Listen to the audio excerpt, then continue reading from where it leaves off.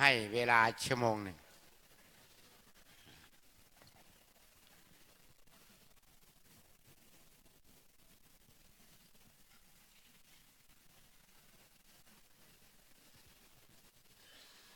มันก็เป็นปฏิปทาของวัดประพงนะโยมวัดประพงตั้งแต่สมัยหลวงปู่ท่านอยู่ท่านก็พูดอย่างนี้แหละที่จะได้บริวารมาก็พูดเขาเรียกว่าฉายหนังสดเลย เตรียมตัวนะเวลาท่านนั่งเรียบร้อยเราก็พนมมือหาฟังยากนะครูบาอาจารย์พระต่างประเทศ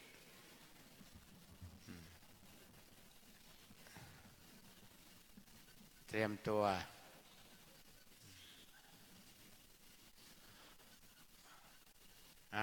ครับ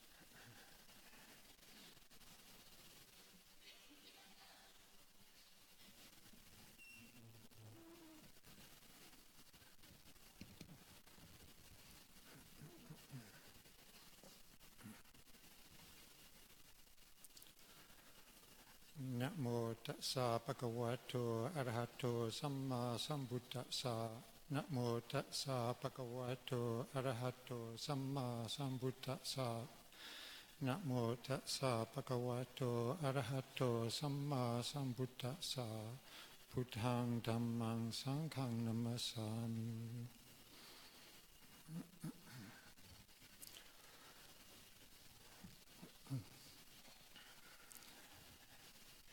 So I've been asked to give a short talk in English because I don't speak Thai, and then to finish with a brief summary in Italian, which is a bit of a novelty, but I believe there are some Italian people here who don't speak English, and also there are some of our Thai supporters from Italy who understand Italian.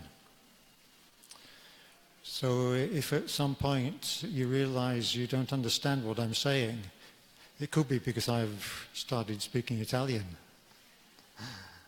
And I've been in Italy now for 25 years, but I'm originally from England, from Britain. And I had the great good fortune nearly 40 years ago to see Luang Por Chah on his last visit to Britain in Edinburgh, 1979. And so I'd already met Luang Por Sumedho and very much appreciated his teachings, his style of practice. So it was wonderful to then meet his teacher. And he was only there for a short time, but then continuing to practicing with Luang Por Sumedho, and then eventually having this opportunity to ordain, begin monastic life in England. Luang Por Sumedho was by then given the authority as a upajjhaya. And so last 25 years in Italy, there is a story about Luang Por Chah actually visiting Italy for 1 hour. It wasn't intended, but he was on a flight from somewhere in Asia to London, and there was some problem with the undercarriage, some emergency, and it had to land in Rome and stay just for an hour until they resolved the problem and then continue the journey. So maybe that was a sign. And then, interestingly enough, a little more than 10 years later, then a property became available near Rome, and monks were invited to take residence. That was in 1990. And so the teachings of Luang Por Chah now are available in Italian language through his the books that have been translated into Italian.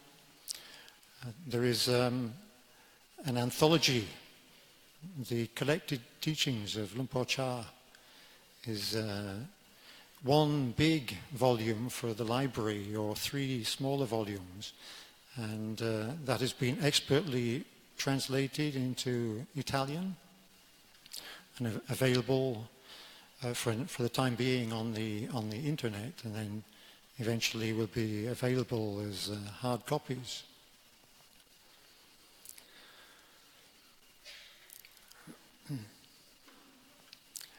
And in Italy we have the resident community, the Sangha. We have 3 Thai monks, usually resident, and there's myself and 2 Italian monks, Italian Samanera, and 2 Italian Paikao.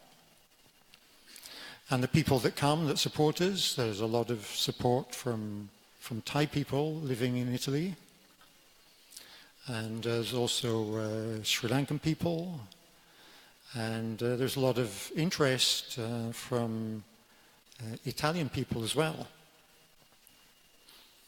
Many people are surprised when they hear that there's a Buddhist monastery close to Rome, because it's so much associated with the Vatican, the seat of the Catholic Church, and they think maybe it'll be difficult for us. But on the contrary, we find that people have a general respect for religious people, for those that are dedicating themselves to the spiritual life. And although Italian is a Catholic country, the numbers of practicing Catholics is declining, and for many people they're looking for something else because they find it hard to just blindly believe. And so many of us Westerners, we come to Buddhism because we're looking for something that we can apply ourselves to. We're not. Our minds are doubting, but we have also the tendency to investigate, to try and find out for ourselves. And in the West, even though there is a certain degree of material wealth, people are generally not very happy. There's a lot of dissatisfaction, of suffering, of dukkha. And we can see that there's a kind of a spiritual emptiness. And so we Westerners, we tend to be very much up in our heads, thinking, and then we meditate, and we try and stop thinking. We see the thinking as disturbing the peace of the mind, and so sometimes if we concentrate, we might succeed for a while, but then the thinking mind, sometimes it just comes back stronger. And so for myself, what I encourage is to come to the heart and be in the place where we feel things instead of being in the thinking, conceiving mind, to be in the heart and then connect to the body in the here and now. And that is a good foundation for developing awareness as a basis of having an anchor for attention in the here and now. And from that we can begin to open the awareness and investigate from our conscious experience whatever we're experiencing in the moment. So often people start with a meditation exercise, like repeating a mantra or focusing attention on the breathing, and these are very commonly taught, and in the beginning it might bring some success. There might be moments of tranquility, of clarity, but then the mind tends to go wandering off, and we begin to doubt, and we're unsatisfied. And even if sometimes when we have all the favorable conditions, and we have a quiet place and no disturbances, and we're supported, then we can become quite peaceful. And yet the mind can be a little dull. It might be a kind of a subtle kind of torpor, where there's no real vitality of attention in the moment. And because of this tendency for Westerners to never be satisfied, even though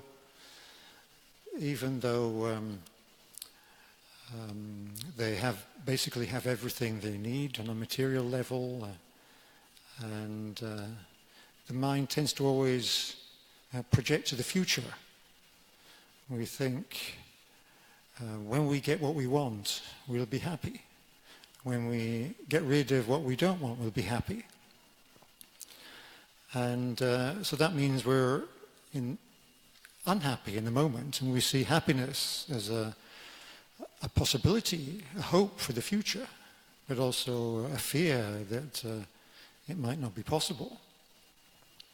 And even when we do get what we want, there's a moment of gratification, but that doesn't last very long, and then there's something else to want, something else to get rid of.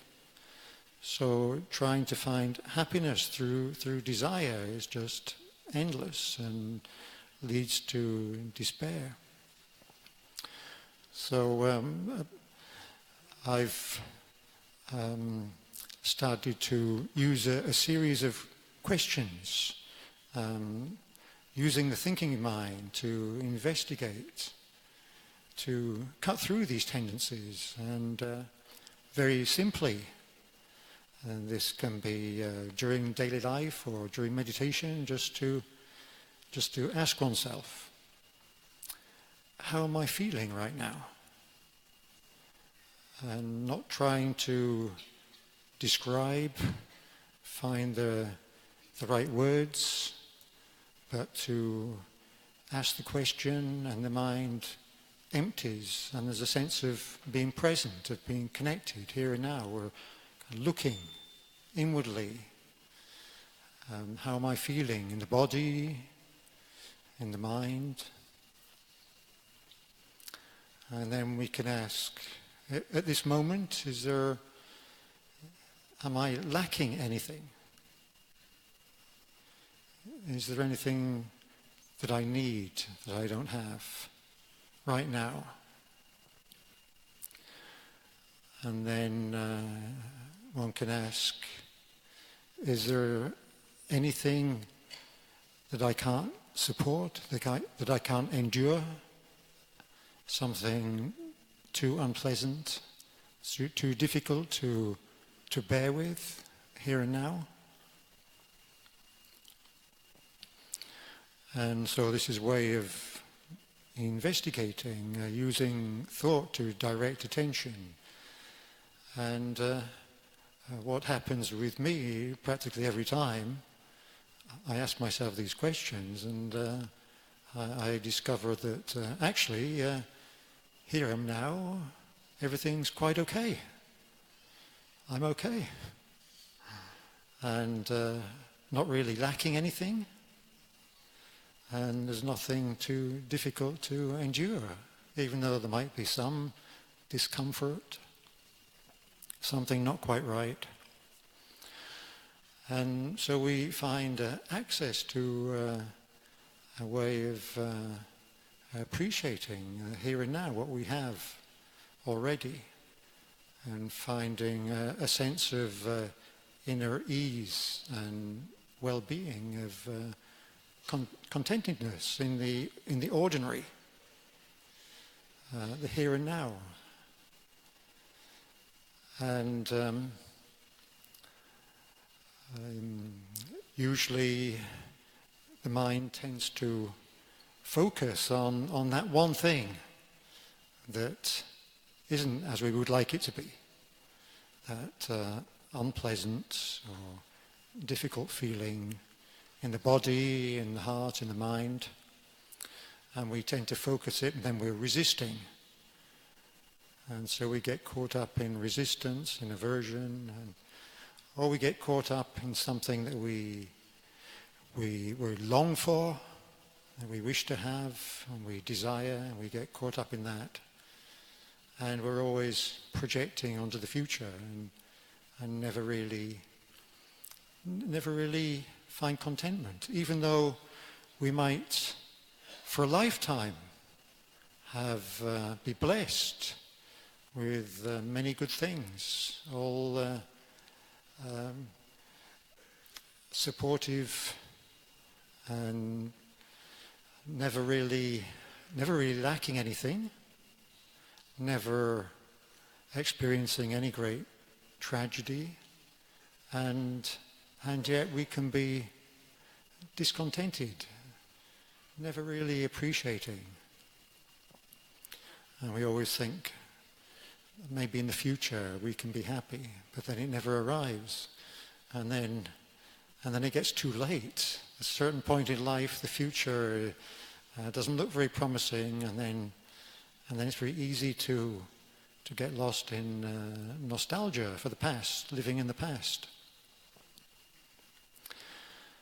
But if we apply ourselves here and now in this way, a way of bringing attention into the moment, the way things are, the body, the breathing, what we're feeling, and a way of establishing a full-bodied and broad, inclusive awareness in the here and now, we have a perspective and can find access to a natural sense of well-being, of being good enough. It's okay. And being able to appreciate what we really have and not take it for granted, just in the ordinary. So it's not saying that everything is okay, that it's the peak of perfection, because if it was, then things would only start to get worse.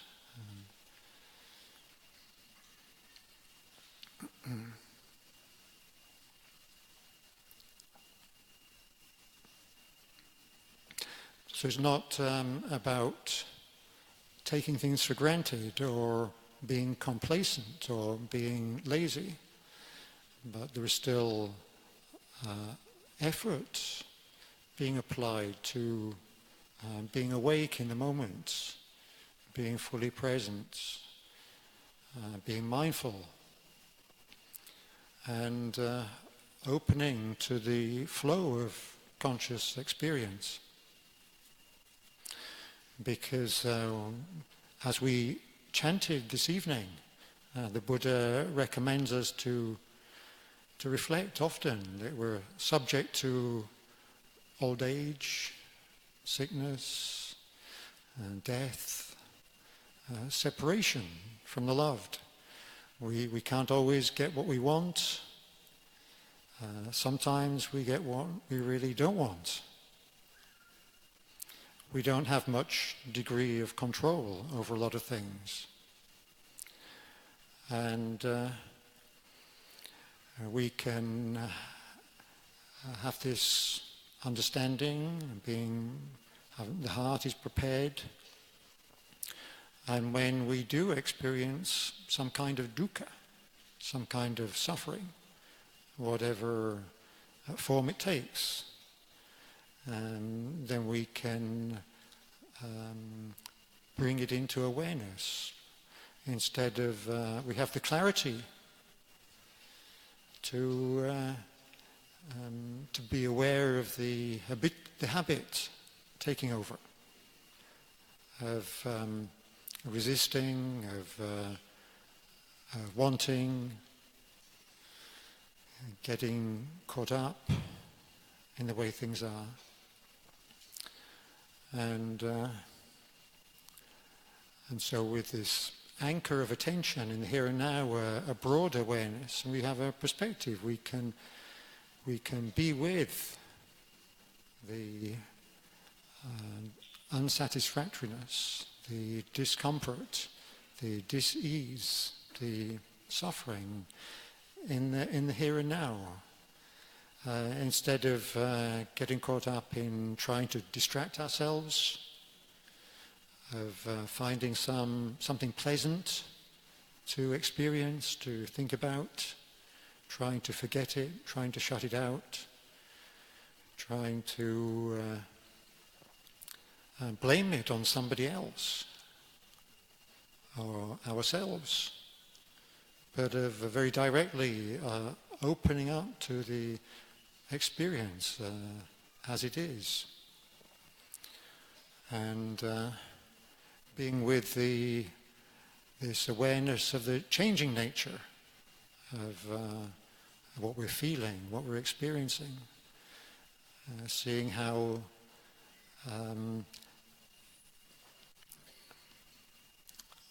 insubstantial it all is. When we look closely, when we look with this broad perspective. And life has its difficulties, its difficult moments, but when we are rooted in this sati, sampajanya, being connected, being present, being awake, being aware, and then we don't add onto it. We begin to see that a lot of our suffering is not due to the actual experience in the moment, but it's the way that we react to it habitually, with wanting what we don't have, not wanting something that is present, of resisting, of worrying about. It's the activity that is not completely necessary. It's something that we add on, and when we have this clarity, we begin to see this and begin to relax inwardly and to let it go. And we find that we have a great capacity to endure when we're just present in the moment, one moment at a time, and stay with an open, all-inclusive awareness. And then we can bear with and we can see the changing nature and realize the end without creating suffering around the way things are. There can be discomfort, there can be pain, there can be disease, but it is all bearable in the moment, and we can be at peace with it when we have this vision, this understanding, and we can let go of all that suffering that we create through the mind complaining, the mind reacting according to habits. And so this is a process, and that is always coming back to the here and now. And then the suffering that we experience in life, we don't have to look for it, we don't have to deliberately cause ourselves suffering to understand this. It's enough to wait, because sooner or later something will go wrong, something we'll find ourselves with some unpleasant, unwanted experience of, and then we can open to it, and that suffering becomes the nourishment that takes us to the understanding and the eventual freedom from suffering. It's not wasted. So we use what we have, just as we eat the food that comes into our bowl. What comes into consciousness can be what we learn from. In this way that was taught by the Buddha, leading to the end of suffering. And so I feel very fortunate to, even though I was born and brought up in a non-Buddhist country, to meet the Buddha Sasana, and especially Lumpur Cha and his disciples, Lumpur Samedo, my Upajjhaya, many senior monks, Thai monks, Western monks. And in our monastery in Italy, we've had a lot of support from Thai people living in Italy, and from Thailand, many people living in Thailand, from Malaysia, and many different countries, and many of the senior ajahns, Lumpur Liam, Lumpur Nek, Lumpur Damrong, Lumpur Kampong are some of the names of the many great monks in Thailand that have been wonderful supporters, and we're very grateful for their offering and their support, as well as the Western monks, Lumpur Pasano, Lumpur Tiradamo, Lumpur Suchito, Lumpur Amaro, and just feel very fortunate to come here and to on such an occasion as the 100th anniversary birth of Lumpur Cha, the year of his birth, and to see the level of interest that is spreading even many years after his death into many different countries in the world through the practice, there's the wisdom and the compassion of the Buddha that has been brought to us through these great teachers, Lumpur Cha, Lumpur Samedo.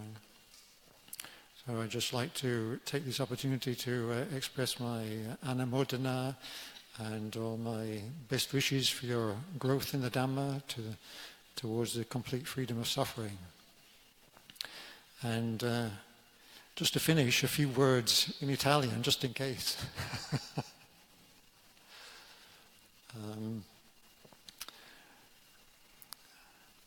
stavo dicendo che sono stato chiesto stasera di dire qualcosa anche in italiano, a breve, perché ci sono italiani qui, adesso Wat Papong, gente Thai che vive in Italia, che sono grandi sostenitori del nostro monastero. C'è una piccola storia di Lupo Cha che quasi 40 anni fa, quando veniva a visitare Inghilterra, ha preso un volo e c'era un'emergenza, c'era un problema per cui ha dovuto atterrare brevemente all'aeroporto di Roma. È stato risolto in un'oretta, quindi è rimasto solo un'ora in Italia. Ma forse era un segno di qualcosa, ma è interessante che poi poco più di 10 anni dopo viene offerta una proprietà proprio vicino a Roma e c'è un invito per i nostri monaci di prendere residenza. E questo era nel 1990, sono 25 anni adesso che io vivo in Italia, abbiamo visto una crescita di interesse. E Lumpur Cha, il nome di Lumpur Cha è adesso molto conosciuto anche in Italia, grazie ai libri che sono stati tradotti dall'inglese in italiano e anche messi in distribuzione gratuita. E una cosa che avevo dimenticato a dire in inglese è che c'è anche un documentario fatto sul funerale di Lumpur Cha. C'era una squadra televisiva che è venuta a filmare per quasi 10 giorni. È stato trasmesso su Rai 2, intitolato La grande pace, sul funerale di Lumpur Cha. E raccontavo che noi occidentali non siamo mai veramente soddisfatti, anche quando abbiamo tutto. E la nostra mente tende di essere irrequieta e ci proiettiamo sempre nel futuro, siamo raramente veramente presenti nel momento. E un po' per contrastare questa tendenza, una cosa che io suggerisco a volte, magari durante la meditazione o anche nella vita quotidiana, è di farsi queste domande. Come sto adesso? Mi manca qualcosa? C'è qualcosa, un fastidio che non riesco a sopportare? E quando io mi faccio queste domande scopro quasi sempre di stare sufficientemente bene qui ed ora, che non mi manca nulla e non c'è niente che non riesco a sopportare. E così troviamo accesso ad un naturale livello di agio, di benessere, che è un'ottima base per poi aprirsi anche alle esperienze spiacevoli della vita, di avere una prospettiva, una consapevolezza inclusiva che ci permette di andare oltre la reazione immediata, l'apparenza superficiale delle cose, per comprendere direttamente, di vedere la via che conduce alla fine della sofferenza, perché la grande parte è aggiunta da noi stessi, che solo da abitudine, e quando c'è questa maggiore chiarezza, consapevolezza nel momento, cominciamo a scoprire per noi stessi.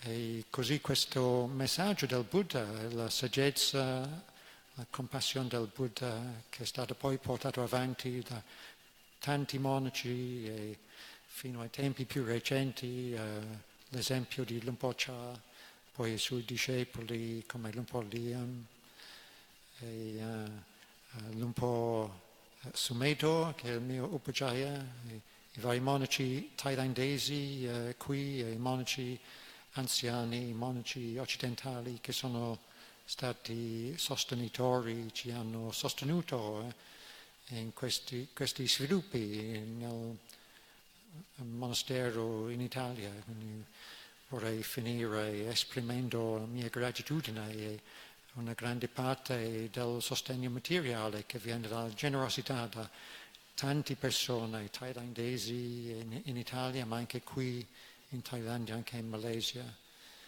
E così non dobbiamo prendere per scontato e apprezzare quello che abbiamo e portare avanti questa ricchezza, questo tesoro nel nostro modo di essere, nel nostro modo di praticare. Quindi vorrei finire qui stasera.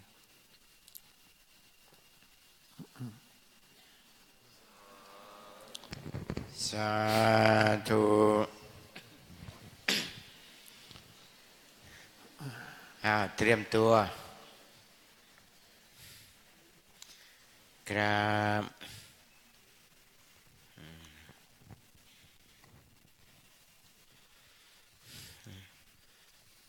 ที่แสดงธรรมจบลงไปก็หลวงพ่อฉันทปาโลเจ้าวาดวัดป่าจิตตตารามประเทศสันติก็ขออนุโมทนาให้หลวงพ่อมีสุขภาพพลามัยแข็งแรงนะครับได้ช่วยเผยแผ่พระพุทธศาสนาไปตลอดทางยุโรปให้เจริญรุ่งเรืองเป็นเจ้าอาวาสแล้วนิมนต์